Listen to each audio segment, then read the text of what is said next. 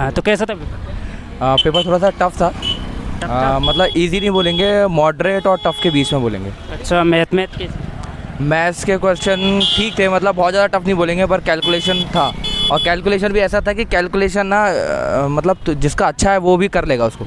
मेरा काफ़ी कुछ छूट गया उसमें से, मेरे 134 मार्क्स आए हुए हैं। हाँ, और बाकी रीजनिंग के बारे में? रीजनिंग बहुत इजी थी, मतलब ऐसे कोडिंग डिकोडिंग वाले जो क्वेश्चन थे वो काफ़ी ऐसे थे कि जिसको सॉल्व करने की जरूरत नहीं थी, देख के ही आंसर मतलब दिख रहा था। मतलब देख के ही आराम से हाँ, कोडिंग के तो बहुत बहुत सिंपल था। रीजनिंग तो बहुत ही ज़्यादा सिंपल थी, कोई दिक्कत नहीं था। और बाकी बताइए, पजल वगैरह क्या पूछा था? पजल्स मुझे याद नहीं आ रहा है। नहीं, कुछ मतलब दाएं बाएं सर्कल कैसी पूछी? डायरेक्शन का एक क्वेश्चन था, वो बहुत सिंपल था।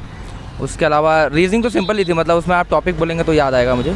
अच्छा, सिलोजिज्म साइलोजिज्म था क्वेश्चन, वो भी सिंपल था। कोडिंग डिकोडिंग था। क्यूब का कोई क्वेश्चन नहीं आया था। क्यूब का नहीं आया। डाइस वगैरह? डाइस का कोई क्वेश्चन नहीं था।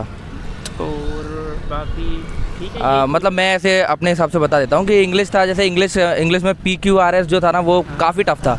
मैं इंग्लिश मीडियम से हूँ, बट उसके बाद भी मुझे बहुत दिक्कत हुआ सॉल्व करने में। इंग्लिश थोड़ी टफ आ रही है? हाँ, इंग्लिश टफ है। PQRS मतलब जितना बहुत लेंदी है, उसको पढ़ने में भी टाइम लग रहा है। अच्छा, ज़माने में थोड़ा लेंदी। हाँ, मतलब उसका कोई भी ट्रिक काम नहीं करेगा क्योंकि वो बहुत बड़ा है। और S1 और S6 दे के बीच में 4 अलग से आते हैं। तो वो था। इंग्लिश थोड़ा सा टफ बोलेंगे। रीजनिंग सिंपल था। मैथ भी मुझे इजी, मतलब इजी नहीं मॉडरेट लगा, बट कैलकुलेशन बहुत थी।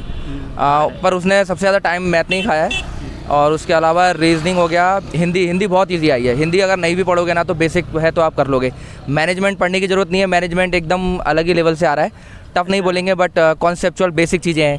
मतलब HR का काम क्या होता है, HR का इन 4 ऑप्शन में से HR क्या करता है, कंपनी क्या करती है, बहुत बेसिक चीज़ें हैं। मतलब जो काम करता होगा या प्रोग्रेस में? हाँ, नहीं भी करता होगा तो एक बेसिक नॉर्मल लेमन जो बंदा है वो कर सकता है। मतलब उसके लिए अलग से पढ़ने की जरूरत नहीं है। कोई कोर्स वगैरह कुछ भी नहीं आए थे मैनेजमेंट में। और उसके अलावा कंप्यूटर जो था, कंप्यूटर मैंने बहुत पढ़ा था। मैं कंप्यूटर खुद इंजीनियर हूँ, बट उसके बाद भी मुझे थोड़ा सा हल्का सा टफ ही लगा। कंप्यूटर टफ है? हाँ, कंप्यूटर मुझे हल्का टफ लगा। प्रोटोकॉल से 2-4 क्वेश्चन मुझे दिखे थे उसमें। और उसके अलावा इंग्लिश हो गया। साइंस कैसी? साइंस में फिजिक्स और केमिस्ट्री मुझे नहीं दिखे ज़्यादा, एक दो क्वेश्चन दिखे। बायोलॉजी क्वेश्चन थे। क्लासिफिकेशन जैसे अर्थवॉर्म किस ग्रुप में आता है, हाँ। वो एक क्वेश्चन आया था। तो बायो के क्वेश्चन काफ़ी थे। और बायो का वेटेज ज़्यादा है? हाँ, बायो का वेटेज ज़्यादा था। फिजिक्स का मुझे कहीं दिखा नहीं, फिजिक्स का याद भी नहीं आ रहा। मतलब बन रहा है नॉर्मल क्वेश्चन? हाँ, वैसे बन रहे हैं। नहीं, बायो के क्वेश्चन मुझे नहीं बने। फिजिक्स केमिस्ट्री के मुझे दिखाई नहीं दिए। कैसा आया था फिर भी? मतलब जैसे आपने अभी बताया, ग्रुप का पूछा था ये? कौन से इसका? ये अर्थवॉर्म किस में आता है ऐसा? जैसे एक ग्रुप होता है ना कि एनिमल किंगडम एक चैप्टर रहता है क्लासिफिकेशन, उसमें आया था कि ये अर्थवॉर्म किस ग्रुप का है।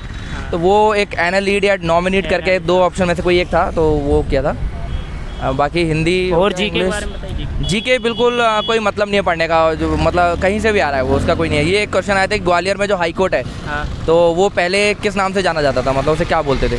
तो वो एक क्वेश्चन, जो हाई कोर्ट है उसको पहले किस नाम से? हाँ, पहले उसे क्या नाम था उसका, वो क्वेश्चन आया था। बाकी एक क्वेश्चन था कि अपनी करेंसी के साथ किसी ने जो चेंजेस किए थे, कौन सा राजा था जिसने चेंजेस किए थे। तो उसमें खिलजी था, मोहम्मद बिन तुगलक, ऐसे 4 ऑप्शन थे। हालांकि मोहम्मद बिन तुगलक का ऑप्शन था, उसका आंसर था। तो इस तरह के जीके के कुछ क्वेश्चन थे, हिस्ट्री के थे, ज्योग्राफी के क्वेश्चन था। एक जैसे जापान है, ये रीजनिंग में था कि जापान और बाकी जो सिटीज़ हैं उनमें से ऑड फाइंड करना था। तो जैसे म्यांमार हो गया, अफ़गानिस्तान हो गया, तो बांग्लादेश, ये अलग थे और जापान अलग से बताया था क्योंकि वो आइलैंड कंट्रीज है। तो ऐसे करके ऑप्शन था। जीके भी टफ ही था, मतलब जीके का कोई मतलब नहीं है, बहुत टफ है। एमपी का कितना होगा? एमपी का क्वेश्चन, एमपी का 2-3 क्वेश्चन दिखे होंगे, मुझे याद नहीं आ रहे हैं, बट मुझे 1-2 क्वेश्चन दिखे हैं उसके। मतलब इजी थे क्या, टफ थे?